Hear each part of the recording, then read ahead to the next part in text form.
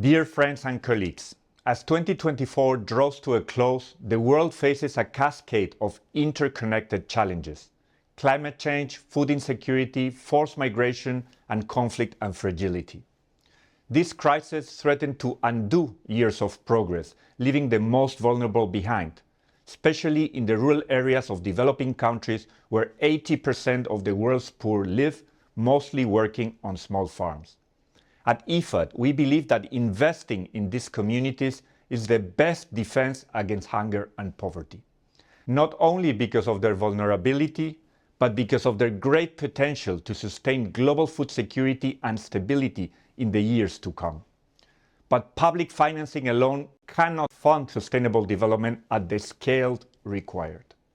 And international financial institutions such as IFAD will only ever be a small part of the overall financing mix when we consider it relative to the trillions of dollars held by the private sector. But we can be the bridge. IFIs can bridge the gap between public finance and private capital, facilitating ambitious co-financing partnerships and collaborations that drive more sustainable practices and climate-smart innovations at scale. IFAD is already leading the way. We know that private finance is inherently risk-averse, and so we do our bit to make sustainable development a bit more attractive investment. By working with small-scale food producers, public development banks, and governments, IFAD blends finance mechanisms to mitigate risks for projects that might be otherwise not attractive commercially. And to further incentivize private sector investment in small-scale agriculture, we also offer direct financing to companies and to intermediaries.